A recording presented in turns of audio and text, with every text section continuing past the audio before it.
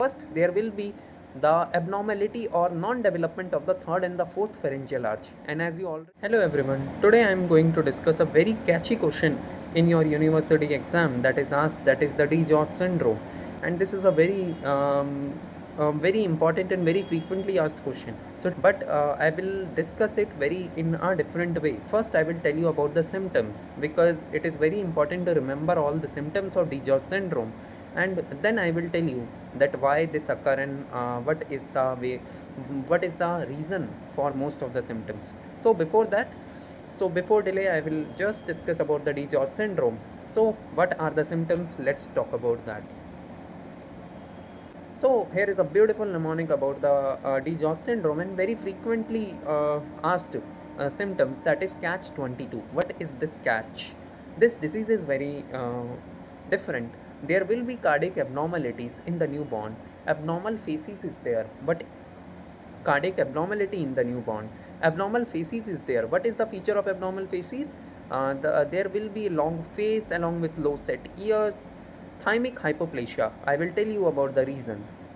T for thymic hypoplasia, C for cleft palate, H for hypocalcemia, and 22 is very important because it is due to the micro deletion in the chromosome number 22.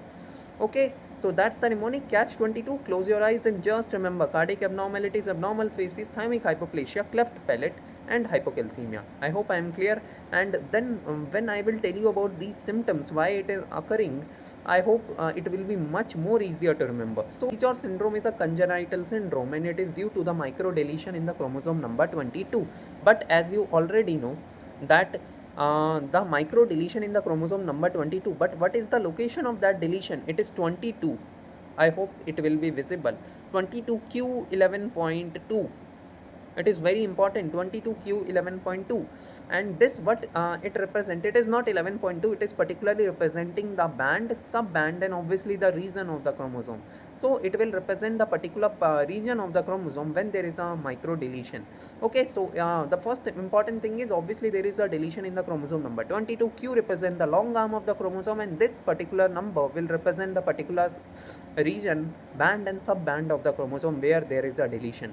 But what is the effect of this deletion? There are two effects which you have to remember. First, there will be the abnormality or non-development of the third and the fourth pharyngeal arch. And as you already know, you have read a very good anatomy, that third and fourth pharyngeal arch is very important because they are responsible for the formation of parathyroid gland as well as the thymus. So due to the non-development of third and fourth pharyngeal arch, the structure related to these, that is the endodermal structure, will not be that much developed, and as a result there are symptoms due to that. I will discuss what are the symptoms. Second thing which you have to remember, that there will be the neural crest cell non-migration, and as you already know that neural crest cell migration is very important for the formation of aorticopulmonary septum, and this aorticopulmonary septum is the primary defect which is causing the particular cardiac abnormality. The most common among them is the tetralogy of the palate.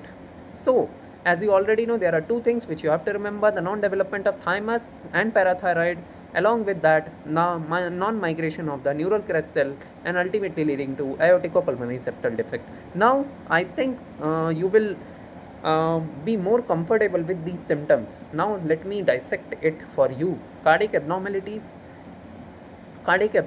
as you already know, cardiac abnormalities is due to the aorticopulmonary septum non-development, and the most common is tetralogy of Fallot. As you already know, the primary reason for the tetralogy of Fallot is what is the aorticopulmonary septum. As you already know that there will be overriding of aorta, and the pulmonary trunk will not be that much developed, and right ventricular hypertrophy, as well as there will be defect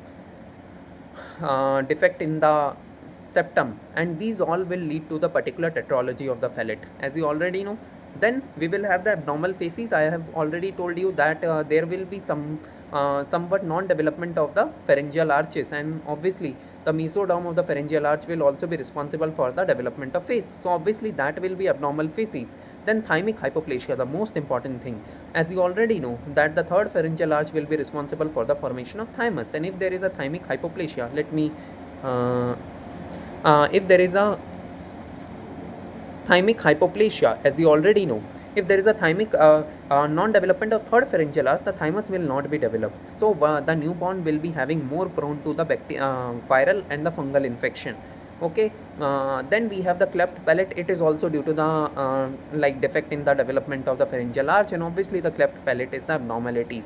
Then we have hypocalcemia. This is also very easy and very simple, that as you already know, the parathyroid is also developing from third and fourth pharyngeal arch, and if the parathyroid is not developed, obviously it will not be able to like maintaining the blood calcium level. As you already know, parathyroid hormone is released from these gland, and this parathyroid hormone will act on the kidney, bone, and obviously indirectly on the intestine. This will maintain the blood calcium level, and as a result, if there is a non-development of parathyroid hormone, uh, non-development of the parathyroid gland, obviously there will be symptoms of hypocalcemia. And as you already know, if there is a hypocalcemia, there will be associated condition which we call the tetany.